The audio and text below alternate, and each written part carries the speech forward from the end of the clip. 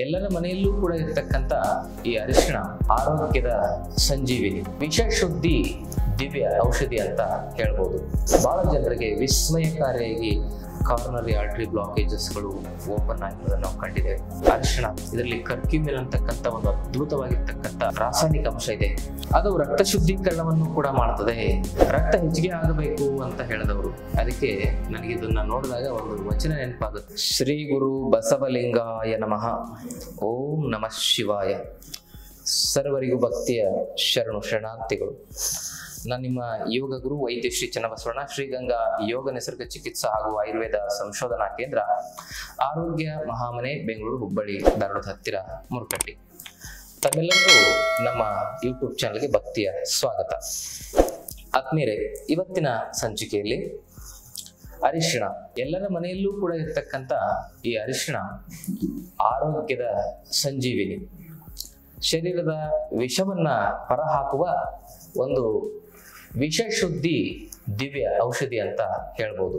ಕೆಲವರಲ್ಲಿ ಕಾರ್ನರಿ artery blockage ಆದಾಗ 1 ಚಮಚ ಅರಿಶಿಣದ ನುಚ್ಚು, 8 ಕಾಳುಮೆಣಸು, 1 ವಿಳೆದೆಲೆ, 1 ನಿಂಬೆ ರಸ, 1 ಚಮಚ ಹಸಿ ಶುಂಠಿ ಪೇಸ್ಟು, 2 ಗ್ಲಾಸ್ ನೀರಿನಲ್ಲಿ ಕುದಿಸಿ ಅರ್ಧ ಗ್ಲಾಸ್ ಇಳಿಸಿ ಅದನ್ನು ಸೇವನೆ ಮಾಡೋದ್ರಿಂದ ಬಹಳ ಜನರಿಗೆ ವಿಸ್ಮಯಕಾರಿಯಾಗಿ ಕಾರ್ನರಿ ಆರ್ಟರಿ ಬ್ಲಾಕೇಜಸ್ಗಳು ಓಪನ್ ಆಗಿರೋದನ್ನು ನಾವು ಕಂಡಿದ್ದೇವೆ. ಅದಷ್ಟೇ ಅಲ್ಲದೆ ಕ್ಯಾನ್ಸರ್ ಪೀಡಿತ ವ್ಯಕ್ತಿಗಳು ಅರಿಶಿಣ ಇದರಲ್ಲಿ ಕರ್ಕ್ಯೂಮಿನ್ ಅಂತಕ್ಕಂಥ ಒಂದು ಅದ್ಭುತವಾಗಿರ್ತಕ್ಕಂಥ ನ್ಯಾಚುರಲ್ ರಾಸಾಯನಿಕ ಅಂಶ ಇದೆ. ಇದು ಕ್ಯಾನ್ಸರ್ಗೆ ದಿ ಬೆಸ್ಟ್ ಪರಿಹಾರವನ್ನ ಒದಗಿಸ್ತಕ್ಕಂಥ ಶಕ್ತಿಯನ್ನು ಹೊಂದಿದೆ.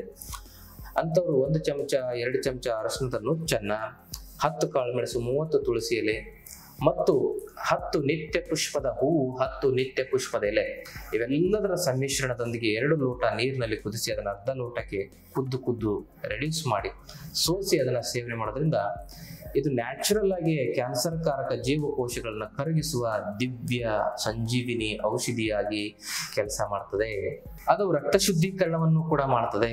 ರಕ್ತ ಹೆಚ್ಚಿಗೆ ಆಗಬೇಕು ಅಂತ ಹೇಳಿದವರು ಅರಿಶಿಣದ ಕಷಾಯವನ್ನ ಸೇವನೆ ಮಾಡಿದ ನಂತರ, ಬರೀ ಅರಿಶಿಣವನ್ನು ಹಾಕಿ ಕುದಿಸಿ ಅದರ ಕಷಾಯವನ್ನು ಸೇವನೆ ಮಾಡಿದ ನಂತರ 1 ತಾಸಿನ ನಂತರ 1 ಮುಷ್ಟಿ ನೆನೆದಿರುವ ಕಪ್ಪು ದ್ರಾಕ್ಷಿಯನ್ನ ಸೇವನೆ ಮಾಡೋದ್ರಿಂದ ಇದು ರಕ್ತಹೀನತೆಯ ಸಮಸ್ಯೆಯನ್ನ ಬಹಳ ಬೇಗ ಕಡಿಮೆ ಮಾಡತಕ್ಕಂಥ ಶಕ್ತಿಯನ್ನು ಹೊಂದಿರ್ತದೆ. ಹಿಮೋಗ್ಲೋಬಿನ್, ಐರನ್ ಕೊರತೆಗೆ ಒಳ್ಳೆ ಪರಿಹಾರವಾಗಿ ಕಾರ್ಯ ನಿರ್ವಹಿಸುತ್ತೆ. ಅದಷ್ಟೇ ಅಲ್ಲದೆ ಹೆಣ್ಣು ಮಕ್ಕಳ ಸಮಸ್ಯೆಗಳಲ್ಲಿ ಬಹಳ ಮುಖ್ಯವಾಗಿ fibroids, PCOD, PCOS, bulky uterus, endometrium thickness, white discharge, ಇಂಥವೆಲ್ಲ ವೆಜೈನಲ್ ಇನ್ಫೆಕ್ಷನ್ಸ್, ಇಂಥವೆಲ್ಲ ಸಮಸ್ಯೆಗಳು ಬರ್ತವೆ.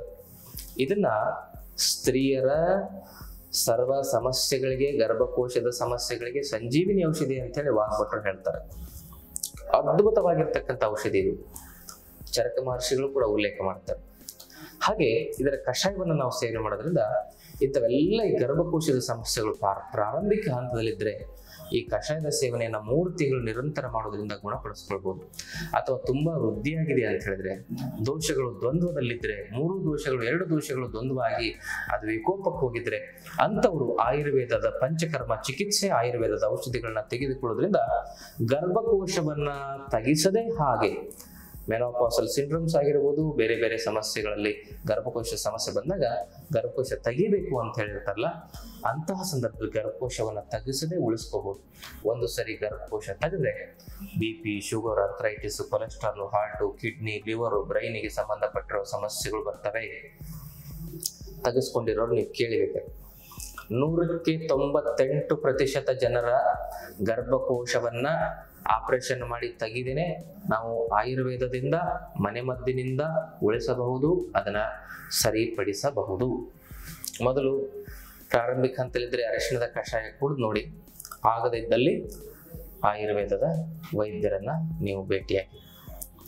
ಇದಿಷ್ಟೇ ಅಲ್ಲದೆ ಯಾರಿಗೆ ಈ ಡಯಾಬಿಟಿಸ್ ಇಂದ ಮೂತ್ರದಲ್ಲಿ ಸಕ್ಕರೆ ಅಂಶ ಹೋಗ್ತಾ ಇರುತ್ತೆ ಅಂಥವ್ರು ಅರಿಶಿಣದ ಕಷಾಯವನ್ನು ಕುಡಿದ್ರಿಂದ ಸರಿಯಾಗುತ್ತೆ. ಬಹುಮೂತ್ರ ಹೋಗ್ತಾ ಇರ್ತದೆ ಅಂಥವ್ರಿಗೂ ಕೂಡ ಅರಿಶಿಣದ ಕಷಾಯ ಬಹಳ ಒಳ್ಳೆಯದು, ಡಯಾಬಿಟಿಸ್ ಇರ್ತಕ್ಕಂಥವ್ರಿಗೆ. ಮತ್ತೆ ಡಯಾಬಿಟಿಸ್ ಇಂದ ಕಿಡ್ನಿ ಫೇಲ್ ಆಗಬಾರ್ದು, ಹಾರ್ಟ್ಗೆ, ಲಿವರ್ಗೆ, ಬ್ರೈನ್ಗೆ, ಲಂಗ್ಸ್ಗೆ, ಇಂಥ ವೈಟಲ್ ಆರ್ಗನ್ಸ್ಗಳಿಗೆ ತೊಂದರೆ ಆಗಬಾರದು ಅಂತ ಹೇಳಿದವರು 100 ಗ್ರಾಮು ಅರಿಶಿಣದ ಪುಡಿ, 100 ಗ್ರಾಮು ನೆಲ್ಲಿಕಾಯಿ ಪುಡಿಯನ್ನು ಮಿಶ್ರಣ ಮಾಡಿ ಇಟ್ಕೊಳ್ಬೇಕು. ಅದನ್ನ ಬೆಳಿಗ್ಗೆ ಸಂಜೆ 1 ಚಮಚ ತೆಗೆದುಕೊಳ್ಳೋದ್ರಿಂದ ನಮ್ಮಲ್ಲಿ ಈ ಡಯಾಬಿಟಿಸಿನ ಸೈಡ್ ಎಫೆಕ್ಟ್, ಕಿಡ್ನಿ ಫೇಲ್ ಆಗೋದು, ಹಾರ್ಟ್ ಅಟ್ಯಾಕ್ ಆಗೋದು, ಬ್ರೈನ್ ಹೆಮರೇಜ್ ಆಗೋದು, ಲಂಗ್ಸಿಗೆ ತೊಂದರೆ ಆಗೋದು, ಲಿವರಿಗೆ ತೊಂದರೆ ಆಗೋದು, ಇಂಥವೆಲ್ಲ ಸಮಸ್ಯೆಗಳಿಂದ ನಮ್ಮನ್ನು ನಾವು ರಕ್ಷಣೆ ಮಾಡ್ಕೊಳ್ಬಹುದು ಡಯಾಬಿಟಿಸಿನ ಸೈಡ್ ಎಫೆಕ್ಟ್ಸ್ಗಳಿಂದ. ಡಯಾಬಿಟಿಸ್ ನ್ಯೂರೋಪತಿ ಇರ್ತಕ್ಕಂಥವ್ರಿಗೂ ಕೂಡ ಈ ಚೂರ್ಣ ಏನಂತ ಹೇಳಿದ್ರೆ ನಿಶಾ ಆಮ್ಲಕಿ ಚೂರ್ಣ ಅಂತಾನು ಆಯುರ್ವೇದದಲ್ಲಿ ಕರೀತಾರೆ. ಇದನ್ನ ಬೆಳಿಗ್ಗೆ ಸಂಜೆ 1 ಚಮಚ ತೆಗೆದುಕೊಳ್ಳೋದ್ರಿಂದ ಅರಿಶಿನ ಮತ್ತು ನೆಲ್ಲಿಕಾಯಿ ಬೆರೆಸಿರ್ತಕ್ಕಂಥ ಚೂರ್ಣವನ್ನ ಬೆಳಗ್ಗೆ ಸಂಜೆ 1 ಚಮಚ ತೆಗೆದುಕೊಳ್ಳೋದ್ರಿಂದ ಆ ಒಂದು ಡಯಾಬಿಟಿಸಿನ ನ್ಯೂರೋಪತಿ, ಪಾದ ಉರಿ, ಮೂತ್ರ ಉರಿ ಇಂಥ ಸಮಸ್ಯೆಗಳಿಂದ ಪರಿಹಾರವನ್ನ ಕಂಡುಕೊಳ್ಬಹುದು. ಹಾಗೇನೆ ಆದ್ಮೇಲೆ ಇದರ ಒಂದು ಪ್ರಯೋಗವನ್ನ ಬಹಳ ಎಲ್ಲಾ ಏನು ಶುಭ ಸಮಾರಂಭಗಳಲ್ಲಿ ಅರಿಶಿಣ ಪ್ರಯೋಗ ಮಾಡ್ತಾರೆ. ಮದುವೆ ಸಂದರ್ಭದಲ್ಲಿ ನೋಡ್ರಿ ಅರಿಶಿಣವನ್ನ ನಾವು ಉಪಯೋಗ ಮಾಡ್ತೇವೆ. ಅರಿಶಿಣ ಶುಭ ಸಂಕೇತವಾಗಿ ಉಪಯೋಗ ಮಾಡ್ತೇವೆ. ಮದುಮಗನನ್ನ ತಯಾರು ಮಾಡ್ಬೇಕಂದ್ರೆ ಮೊದಲು ಅರಿಶಿಣ ಹಾಕಿನೇ ತಯಾರು ಮಾಡ್ತೇವೆ. ಯಾಕಂದ್ರೆ ಅದು ಏನು ಇನ್ಫೆಕ್ಷನ್ ಆಗಬಾರದು ಅನ್ನೋ ಪೂರ್ವ ಸಿದ್ಧತೆ ಇರಬಹುದು. Anti bacterial, aunty fungal, anti microbial, aunty inflammatory, antipyretic ಇವೆಲ್ಲ ಅಂಶಗಳು ಇದರಲ್ಲಿರೋದ್ರಿಂದ ನಮ್ಮ ತ್ವಚೆಯನ್ನ ಸಂರಕ್ಷಣೆ ಮಾಡುವ ಶಕ್ತಿ ಅರಿಶಿಣಕ್ಕಿದೆ. ಹಿಂದಿನ ಜನ ಎಲ್ಲ ಇವೆಲ್ಲ ಕಾಸ್ಮೆಟಿಕ್ ಅನ್ನು ಬಳಸ್ತಿರ್ಲಿಲ್ಲ. ಅರಿಶಿಣ ಮತ್ತು ತುಪ್ಪದ ಲೇಪನ ಮಾಡ್ಕೊಳ್ತಾರೆ, ಮುಖ ಪಳಪಳ ಹೊಳಿತಿತ್ತು. ಅರಿಶಿಣವನ್ನ ಹಾಲಿನೊಂದಿಗೆ ಬೆರೆಸಿ ಲೇಪನ ಮಾಡ್ಕೊಂಡ್ರೆ ಮುಖ ಪಳಪಳ ಹೊಳಿತಿತ್ತು, ಚರ್ಮದ ಕಾಂತಿ ವೃದ್ಧಿ ಆಗತ್ತೆ. ಅರಿಶಿಣ ಸೌಂದರ್ಯದ ಒಂದು ಗುಟ್ಟು. ಚರ್ಮ ಅಂದ್ರೆ ಬರೀ ಸೌಂದರ್ಯ ಅಲ್ಲ, ಅದು ಆರೋಗ್ಯದ ಶಕ್ತಿ, ಬ್ಯಾರಿಯರ್ ಇಮ್ಯುನಿಟಿ ಅದು. ಹಾಗೆ ಚರ್ಮದ ಆರೋಗ್ಯ ಮತ್ತು ಕಾಂತಿಯನ್ನು ಹೆಚ್ಚಿಸ್ಲಿಕ್ಕೆ ಅರಿಶಿಣ ಒಳ್ಳೆಯದು. ಅದೇ ರೀತಿಯಾಗಿ ಅರಿಶಿಣ ಲಿವರ್ ಅನ್ನ ಸ್ವಚ್ಛ ಮಾಡುತ್ತೆ. ಬಹಳ ಜನರಿಗೆ ಒಂದು ತಪ್ಪು ತಿಳುವಳಿಕೆ, ಜಾಯಿಂಡಿಸ್ ಇರೋರು ಅರಿಶಿಣ ತಿನ್ನಬಾರ್ದು, ಕಾಮಾಲೆ ರೋಗ ಅಂತೇಳಿ. ಅದು ತಪ್ಪು ಮೂಢನಂಬಿಕೆ. ಅಂಥವ್ರಿಗೂ ಕೂಡ ಅರಿಶಿಣದ ಪ್ರಯೋಗ ಬಹಳ ಮುಖ್ಯ. ಅರಿಶಿಣವನ್ನು ಹಾಕಿ ಕೆಲವೊಂದಿಷ್ಟು ಔಷಧಿಗಳನ್ನು ಕೂಡ ಮಾಡಲಾಗ್ತದೆ ಜಾಯಿಂಡಿಸ್ ಇರೋರಿಗೆ. ಹಾಗಾಗಿ ಜಾಯಿಂಡಿಸ್ ಇರೋರು ಕೂಡ ಅರಿಶಿಣ ಸೇವನೆ ಮಾಡಬಹುದು. ಅರಿಶಿಣ ಆಹಾರದಲ್ಲಿ ಸೇವನೆ ಮಾಡೋದ್ರಿಂದ ನಮ್ಮ ಜಾಯಿಂಡಿಸ್ ಸಮಸ್ಯೆ ಬರೋದಿಲ್ಲ. ಅದಷ್ಟೇ ಅಲ್ಲದೆ ನಾವೊಂದು ವಿಷಾದದ ಸಂಗತಿ ನಿಮಗೆ ಹೇಳ್ತೇನೆ. ಏನಂದ್ರೆ ಈ ಅರಿಶಿಣ ಕ್ಯಾನ್ಸರ್ ಬರದಂತೆ ತಡಿತಕ್ಕಂಥ ದಿವ್ಯ ಔಷಧಿ ಅಂತ ಹೇಳಿ ನಾವು ಹೇಳ್ತೇವೆ. ಏಕೆಂದ್ರೆ ಕರ್ಕ್ಯೂಮಿನ್ ಇದೆ, ದೊಡ್ಡ ರಿಸರ್ಚ್ ಆಗಿದೆ. ಆದ್ರೆ ನಾವು ತಿಂತಕ್ಕಂಥ ಈ ಕೆಲವು ಅರಿಶಿಣದಲ್ಲಿ ಕೆಮಿಕಲ್ ಮಿಕ್ಸ್ ಮಾಡಿದ್ದಾರೆ. ಅದಕ್ಕೆ ನನಗೆ ಇದನ್ನ ನೋಡಿದಾಗ ಒಂದು ವಚನ ನೆನಪಾಗುತ್ತೆ. ತಾಯಿಯೇ ಎದೆ ಹಾಲೆ ನಂಜಾಗಿ ಕೊಲುವಡೆ, ಇನ್ನಾರಿಗೆ ದೂರಲಿ ಕೂಡಲ ಸಂಗಮ ದೇವ, ಬೇಲಿ ತನ್ನ ಹೊಲವನ್ನೇ ಮೇಯ್ವಡೆ, ನಾರಿ ತನ್ನ ಮನೆಯಲ್ಲೇ ಕಳುವಡೆ, ತಾಯಿಯೇ ಎದೆ ಹಾಲೇ ನಂಜಾಗಿ ಕೊಲುವಡೆ, ಇನ್ನಾರಿಗೆ ದೂರಲಿ ಕೂಡಲ ಸಂಗಮ ದೇವ.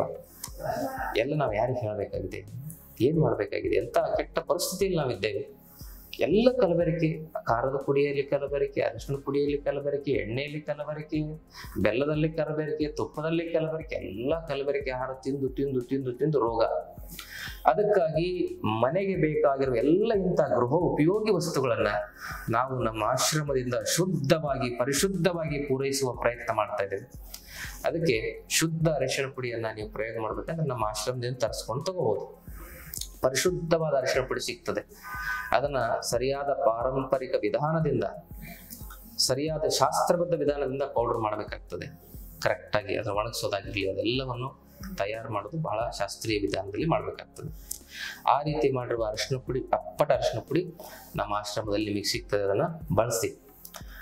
ಅದಷ್ಟೇ ಇಲ್ಲದೆ ಆದ್ಮೇಲೆ ಈ ಅರಿಶಿಣದ ಪ್ರಯೋಗವನ್ನ ನಾವು ಮಾಡೋದ್ರಿಂದ, ಆಹಾರದಲ್ಲಿ ನಾವು ಅರಿಶಿಣವನ್ನು ಉಪಯೋಗ ಮಾಡೋದ್ರಿಂದ ಏನಾಗುತ್ತೆ, ದೇಹದಲ್ಲಿ ವಿಷ ಡೆಪಾಸಿಟ್ ಆಗೋದಿಲ್ಲ. ವಿಷ ಶುದ್ಧಿ ಮಾಡ್ತದೆ.